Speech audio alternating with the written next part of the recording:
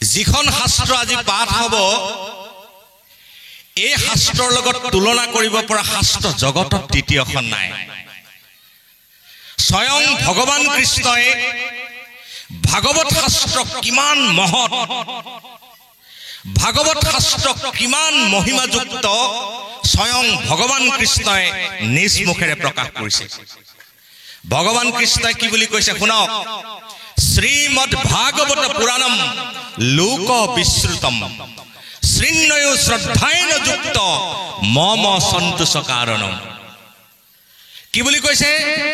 লোক সমাজৰ আটাইতকৈ শ্ৰদ্ধেয়, লোক সমাজত আটাইতকৈ সমাদৃত, জগতৰ লোকৰ আটাইতকৈ সন্মানিত শাস্ত্ৰখনে হৈছে ভাগৱত পুৰাণ। আৰু কি বুলি কৈছে? শৃণ্যয়ো শ্ৰদ্ধায়েন যুক্ত, যি অত্যন্ত শ্ৰদ্ধা সহকাৰে এই ভাগৱত শুনিব। মম সন্তোষ কাৰণম, ভগৱন্তই কৈছে মই তাতেই সন্তোষিত হওঁ আৰু সেইজনক মই কৃপা প্ৰদান কৰোঁ। ভগৱানক সন্তুষ্ট কৰিবৰ কাৰণে, ভগৱানৰ কৃপা প্ৰাপ্ত হ'বৰ কাৰণে, ভগৱানৰ কৃপা প্ৰসাদ লাভ কৰিবৰ কাৰণে ভাগৱত শাস্ত্ৰই কলিযুগত অন্যতম মাধ্যম। সেই শাস্ত্ৰ বৈকুণ্ঠৰ শাস্ত্ৰ। মহাপুৰুষ মাধৱদেৱে নামঘোষাত এই শাস্ত্ৰখনৰ আচল পৰিচয়টো মানুহে বুজিব পৰাকৈ বৰ সহজকে লিখি দিছে। বৈকুণ্ঠৰ কল্পতৰু ভাগৱত শাস্ত্ৰ, ইহাৰ উত্তম ফল হৰিনাম মাত্ৰ। হৰিনামে হৰিনামে হৰিনামে গতি, হৰিনাম ভকতৰ কেৱল ভকতি। এইখন শাস্ত্ৰ সাহিত্যৰথী বেজবৰুৱাই, লক্ষ্মীনাথ বেজবৰুৱাই এটা প্ৰবন্ধত কৈছে, ভাগৱত এনেকুৱা এখন গ্ৰন্থ য'ত গুটি নাই। কল্পতৰু বৃক্ষৰ এনে এটা ফল ভাগৱত য'ত গুটি নাই, য'ত বাকলি নাই, য'ত সীতা নাই। গুটি নোহোৱা, বাকলি নোহোৱা, সীতা নোহোৱা এটা ফল য'ত কেৱল ৰস, ৰস আৰু ৰস বৈ আছে। কি ৰস তাত প্ৰবাহমান হৈছে? কৃষ্ণ ভক্তি ৰস। কি ৰস তাত প্ৰবাহিত হৈ আছে? হৰি নামৰ ৰস। সেই হৰি নামৰ ৰসৰে সম্ভাৰ হৈছে ভাগৱত শাস্ত্ৰ। ভাগৱত শাস্ত্ৰৰ প্ৰতিপাদ্য বিষয় প্ৰধানত তিনিটা। এটা হ'ল জ্ঞান, দ্বিতীয়টো ভক্তি আৰু তৃতীয়টো বৈৰাগ্য। যিজনে ভাগৱতৰ ওচৰলৈ আহিব প্ৰথমে পাব তেওঁ জ্ঞান, যিজনে ভাগৱতৰ কাষলৈ আহিব তেওঁ পাব ভক্তি, আৰু যিজন ভাগৱতৰ কাষলৈ আহিব তেওঁ লাভ কৰিব বৈৰাগ্য। আপোনালোকে যদি পৰম শ্ৰদ্ধাৰে ভাগৱত শুনে, নিজৰ জীৱনত এই তিনিটা বস্তুৰ লাভ আপোনালোকে অনুভৱ কৰিব পাৰিব। ভাগৱতে যি জ্ঞান দিব সেই জ্ঞান পৰম জ্ঞান, যি জ্ঞানেৰে ভগৱন্ত বস্তুক মানুহে লাভ কৰিব পাৰে। ভাগৱতত যি ভক্তি আছে সেয়া ঈশ্বৰ কৃষ্ণৰ প্ৰতি ভক্তসকলে কৰিবলগীয়া একান্ত ভক্তি। ভাগৱতে দিয়া বৈৰাগ্যই আপোনাক এইখন সংসাৰতে থাকি, সেইখন সংসাৰত কেনেকৈ নিৰ্লিপ্ত হৈ থাকি, বোকাত যেনেকৈ পদুম থাকে তেনেকৈ থাকি কৃষ্ণ ভক্তি কৰিব পৰাকৈ বৈৰাগ্য ভাগৱত শাস্ত্ৰই প্ৰদান কৰে। সেইখন মহিমামণ্ডিত শাস্ত্ৰ ভাগৱত। এইখন সংসাৰত যিসকলে পুৰুষাৰ্থ পাব খোজে, পুৰুষাৰ্থ মানে কি? আমাৰ যিটো চতুৰ্বৰ্গ সাধনম বুলি কয়, ধৰ্ম, অৰ্থ, কাম, মোক্ষ। এই চাৰিটা বস্তু পালে সংসাৰত আৰু মানুহে একো পাব নালাগে, মুক্তি লাভ কৰে। সেইটোকে মোক্ষ পোৱা বুলি কয়। আমাৰ উপনিষদত কৈছে যে এই চাৰিটা বস্তু যদি কোনোবাই সংসাৰত পাব খোজে, কোন চাৰিটা? ধৰ্ম, অৰ্থ, কাম, মোক্ষ। চাৰিটা বস্তুক যদি কোনোবাই সাধন কৰিব খোজে তেতিয়াহ'লে তেওঁ তিনিটা বস্তুৰ পৰা নিজক মুক্ত কৰিব লাগে। তাৰে প্ৰথম বস্তুটো কথা কৈছে ভয়, দ্বিতীয়টো কৈছে সংশয়, আৰু ৩ নম্বৰটো কৈছে বিষয় বা সংসাৰ। ভয়ৰ পৰা যিজন মুক্ত হ'ব নোৱাৰে। কিহৰ ভয়?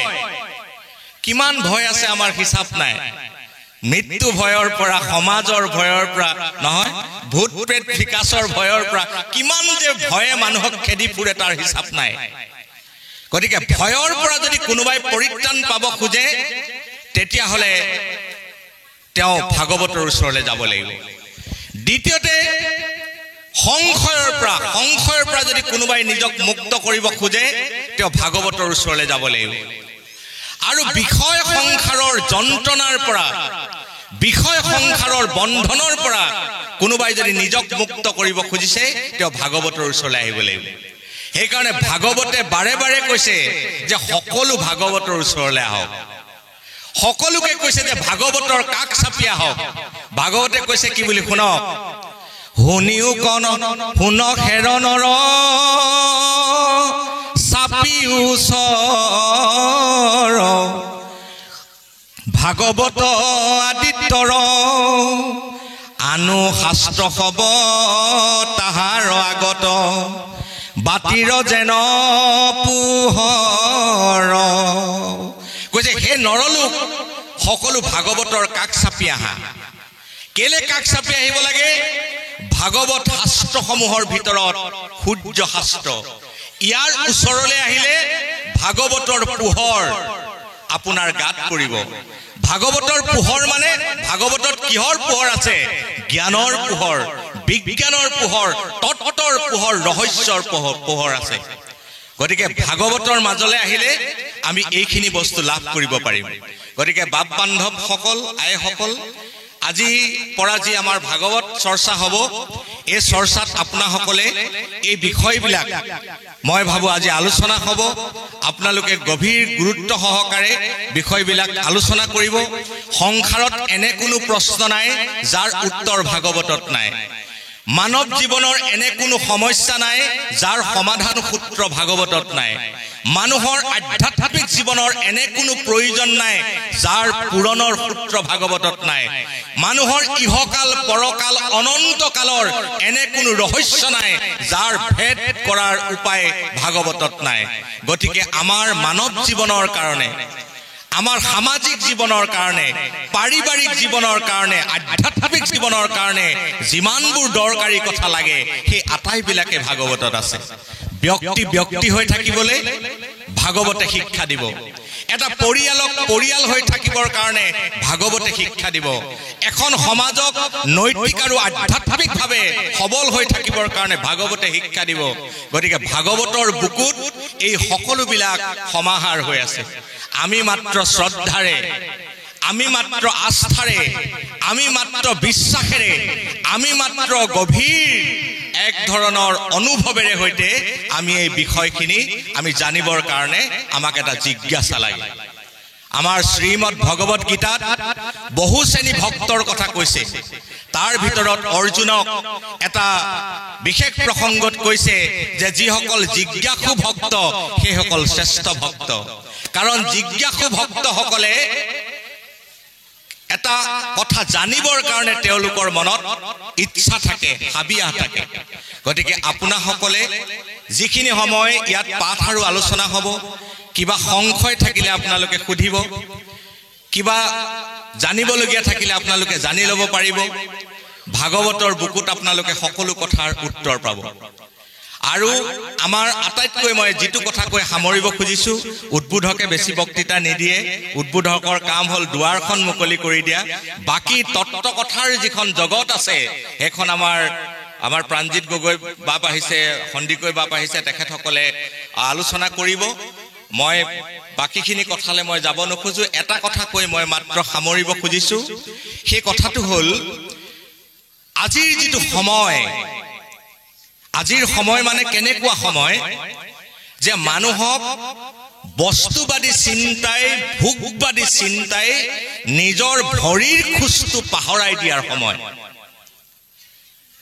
ধন দৌলতৰ পিছত দৌৰোতে দৌৰোতে মানুহে নিজৰ খোজটো পাহৰি গৈছে। আজিৰ সময় এনেকুৱা সময় পাৰ্থিব সুখ আৰু সন্তোষৰ পিছত দৌৰোতে দৌৰোতে মানুহে নিজৰ জীৱনৰ আচল ৰঙে হেৰুৱাই পেলাইছে।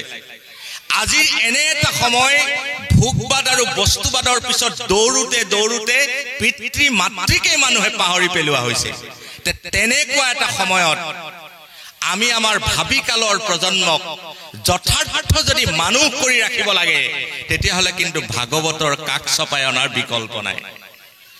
ভাগৱতে এটা প্ৰকৃত সুন্দৰ জীৱনৰ সন্ধান দিয়ে। ভাগৱত শাস্ত্ৰ এই সংসাৰৰ পৰা ইপাৰলৈ গুচি যাবৰ কাৰণে প্ৰয়োজন হোৱা কেৱল এখন নৌকা নহয়। ভাগৱত কেৱল পৰকালৰ বস্তু নহয়, ইহকালৰ। এই জীৱনটো সুন্দৰ কৰিবৰ কাৰণে, যিটো জীৱন আপুনি যাপন কৰি আছে, এই জীৱনটো মধুৰ কৰিবৰ কাৰণে, এই জীৱনটোৰ কাৰণে দৰকাৰী প্ৰয়োজনখিনি, আচল সম্পদখিনি গোটোৱাই ল'বৰ কাৰণে ভাগৱত শাস্ত্ৰ কিন্তু আমাৰ কাৰণে তাৰ উৎস বা সমল। গতিকে সকলোৱে সেই দৃষ্টিভংগীৰে সৈতে ভাগৱত শুনিব। মহাৰজত জয়ন্তীৰ এই যিটো মহান আয়োজন, এই আয়োজনটোৰ প্ৰতি মই পুনৰ শ্ৰদ্ধা জ্ঞাপন কৰিছোঁ আৰু মই আয়োজকসকলক মই ধন্যবাদ জনাইছোঁ যে এনে এটা আধ্যাত্মিক কাৰ্যসূচীৰে সৈতে মহাৰজত জয়ন্তীৰ অনুষ্ঠানটোক তাৎপৰ্যপূৰ্ণ কৰি তোলাৰ কাৰণে। আৰু এইখিনি কথাৰে মই মোৰ বক্তব্য মই ইতি পেলাই সমগ্ৰ ভাগৱত পাঠ আৰু ব্যাখ্যাৰ যি অনুষ্ঠান, তাক মই আনুষ্ঠানিকভাৱে উদ্বোধন কৰিলোঁ বুলি ঘোষণা কৰিলোঁ। জয় গুৰু শংকৰ, অপৰাধ বিনাশন কৃষ্ণ।